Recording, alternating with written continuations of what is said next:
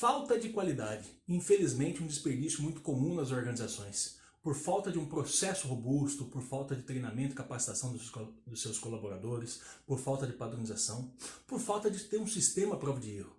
Então hoje, aqui no Confrariando, estaremos falando sobre falta ou desperdício da não qualidade. Seja bem-vindo a mais um Confrariando.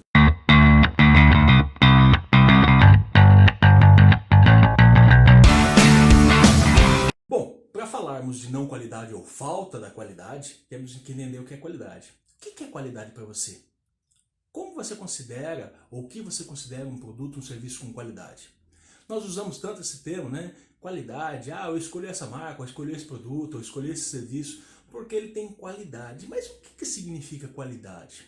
Eu vou ser bem rápido e bem simples aqui, e bem pragmático, podemos até dizer assim. Qualidade nada mais é do que o atendimento das necessidades, daquilo que a empresa, daquilo que o produto, o serviço se propôs a atender. Ou seja, se eu sou um cliente e tenho uma perspectiva, se eu tenho uma necessidade e eu estou comprando, adquirindo aquele produto para atender essa necessidade, eu espero que esse serviço, esse produto atenda essa minha expectativa, essa minha necessidade propriamente dita. Então, qualidade, se a gente for colocar aí de forma bem clara e bem simples, é o atendimento das necessidades. Então, quando a gente fala dentro de uma indústria que o produto tem qualidade ou não tem qualidade, que a gente fala está conforme ou não conforme, ele está atendendo alguns requisitos, alguns pré-requisitos dentro da sua descrição do produto, né? O que o produto estava proposto a fazer, quais são as características que teriam que ser atendidas. Quando a gente fala no serviço, da mesma forma, né? O que eu me propus a fazer, qual que é o tempo, qual que é o prazo, qual que é a forma de entrega, né? O que eu fiz para garantir a qualidade. É importante pensar, né, sem aprofundar, mas a qualidade ela veio evoluindo, né, desde um processo que antes era garantir que o erro não chegasse até o cliente, até um processo que a gente fala hoje de gestão da qualidade, garantia da qualidade, ou até mesmo qualidade estratégica. Ou seja, não basta só garantir que o produto não chegue com defeito.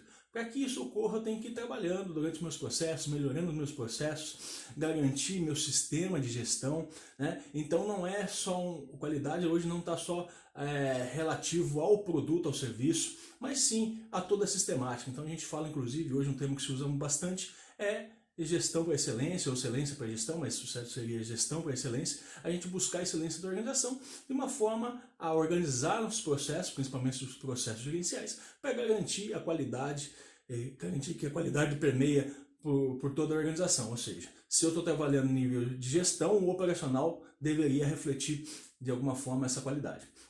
Mas o que a gente percebe é que ainda há muitas falhas e ocorrem muitas reincidências com relação à qualidade. Desde reclamações do cliente, então ainda é comum, por mais que a gente falou que a qualidade evoluiu, que a gente deveria trabalhar internamente para não chegar no cliente, ainda existe um alto índice de reclamações do cliente, e é comum, se a gente for pesquisar, principalmente em serviço hoje, uma grande tendência é ter serviços, né? Ou seja, diferenciar produtos através de serviços. Os serviços, muitas vezes, existem N fatores que impactam, né? Mas existe um alto índice, principalmente no Brasil, com relação à qualidade do serviço que nós prestamos. Então, se a gente olhar a Procon e outras entidades de reclamações, existem muitas reclamações. Então, a gente vê que ainda está chegando o problema para o nosso cliente, sendo ele serviço, mas também com produtos. Quantos produtos você entregou, quantos produtos você comprou e que aconteceu defeito, teve que devolver, teve que trocar, teve que qualquer situação aí onde não agradou e não atendeu a sua necessidade. Então, primeira coisa, né, entender, né, qual é o índice de reprovação, qual que é o índice de aceitação, qual que é o índice de reclamação do seu cliente. Né? Isso tem a ver com qualidade. Mas internamente também eu tenho que pensar, como a gente falou que qualidade então não é só no cliente, mas é interno também, qual é o meu índice de retrabalho, ou seja, quantas vezes eu tive que corrigir aquilo que eu fazia, qual que é o índice de segregação, ou não conformes, ou scraps, ou depende do nome que você usa na sua organização, quanto que você faz que vai para o lixo, né? Ou vai para a sucata, ou tem outro fim, mas que não é o fim principal, que era produzir aquele produto, produzir aquele serviço que você pretendia. Então, Ainda, como falei, existe um índice grande dentro das organizações com relação à não conformidade. A ideia, né, principal, lá no Japão, quando começou a falar nos anos 40, começou a falar de qualidade, se falava muito do zero defeito, né? Fazer certo da primeira vez. Obviamente, a gente não vai conseguir ser 100% assertivo, existem falhas e a gente precisa criar sistemas e ter processos que garantam que a gente identifique essas falhas o quanto antes e, se possível, de forma antecipada, de forma preventiva e fazer as correções, fazer as devidas correções para poder entregar o produto, entregar o serviço de melhor forma adequada. Então, quando a gente fala que a não qualidade ou a falta da qualidade ou a existência de defeitos aí é um desperdício, porque imagina só, você tem um prazo para entregar seu produto, seu serviço, e aí você está contando com aquela produção e de repente sai com um defeito, né? Sendo ele para sucata ou sendo ele para retrabalho. O que vai acontecer? Eu vou ter que produzir novos itens. Às vezes eu não tenho matéria-prima, às vezes eu vou ter que acionar meu fornecedor, e aí provavelmente vai atrasar, além do custo que eu já gastei, às vezes para produzir esse produto, esse serviço, eu tenho um custo alto, onde eu estou agregando valor, mas aí aquilo que eu fiz vai ser literalmente para sucata, aquilo literalmente vai ser jogado no lixo, né? Um exemplo que eu gosto de dar porque sempre o Lean, a gente fala muito no lado empresarial, mas o Lean pode ser aplicado no nosso dia a dia. Imagine só você fazendo, você, dono de casa, né? Eu gosto muito de cozinhar. Imagina você lá, um domingão em casa com a visita, e você vai fazer ali a mistura, né?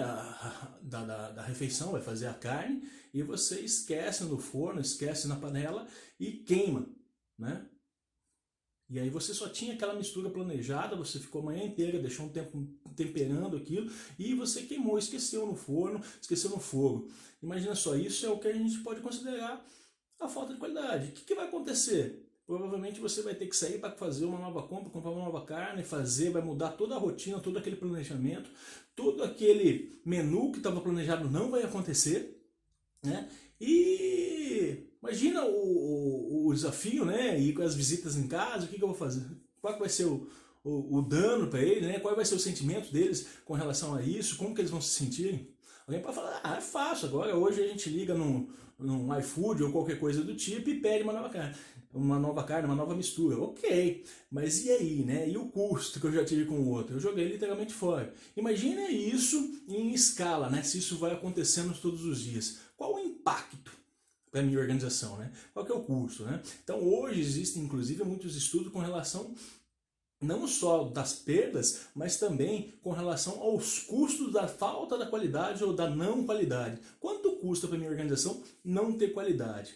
E quando a gente está falando isso, e a gente falou que a qualidade tem um processo longo aí, não necessariamente é só ISO 9001, né? Então a gente tem uma norma internacional para a gestão da qualidade, mas garantir a qualidade da minha organização, garantir a qualidade naquilo que eu vou entregar, não é necessariamente atrelado ou somente ISO 9001. Aquilo é um documento, uma certificação, obviamente gera alguns parâmetros, inclusive quando a gente falou lá de atendimento à necessidade, muitas das necessidades acabam sendo mapeadas dentro desse modelo normativo, mas eu posso muito bem ter gestão da qualidade, ter qualidade sem ter a ISO. Então isso é uma coisa interessante. Então muitas empresas, ainda a gente vê ainda a confusão com relação a isso, e muitas empresas falam assim, mas eu não tenho dinheiro para implementar uma ISO. Tá, mas nada impede você ter um sistema de gestão, nada impede você garantir a qualidade em seus processos. Hoje, na verdade, não é só um departamento, né? A qualidade tem que permear pela empresa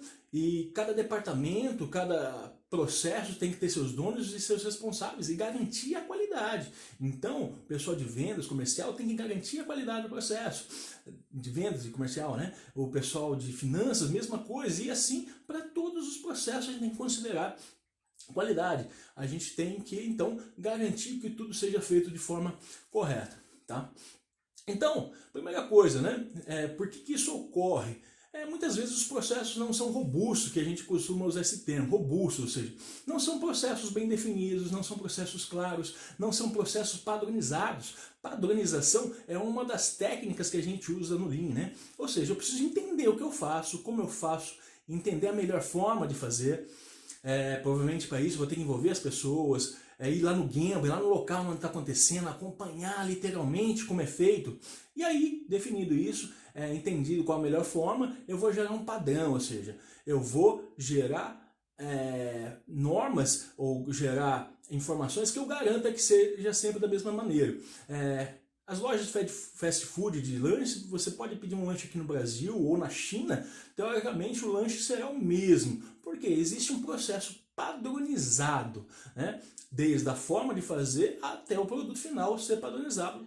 Então, é o que a gente chama de padronização, fazer sempre da mesma forma. Padronização não necessariamente significa documento, eu posso padronizar sem documentação. Na indústria, quando a gente fala de produtos físicos, muitas vezes, obviamente, a gente vai usar documentação do produto, documentação do processo, instrução de trabalhos e outros documentos que podem ser utilizados para garantir que o executor, ou seja, o operador, o trabalhador, faça da mesma maneira. Ok? Então isso é uma forma de documentação, isso é uma forma de padronização. Mas eu também posso ter padrões, né? Ou seja, criar métodos que não necessariamente são documentos. Eu posso criar maneiras de ser feitas sempre daquela forma, né? Ou seja, garantir uma padronização, ou seja, meu serviço sempre atende essas necessidades. Obviamente, quando a gente está falando disso, então, quando você provavelmente já teve a ideia aí, eu estou padronizando, eu estou criando documentos, ou não, mas eu estou criando métodos ser feitos, eu vou ter que medir isso. Então, provavelmente eu vou ter questões dos indicadores associados, né? Então, como que eu vou medir, como que eu vou acompanhar os meus processos para garantir aquele atendimento, para garantir aquilo que foi planejado está sendo atendido. Então, eu tenho que pensar em padronização. Outro fator aqui dentro, quando a gente fala do desperdício da não qualidade, se meu processo está padronizado, eu preciso garantir que as pessoas entendam como deve ser feito. Então eu preciso treinar, capacitar as pessoas para executar aquele meu processo. Então é muito comum, ou um ou outro, né? Tem empresas que treinam, mas não tem um processo bem definido, e treina em quê?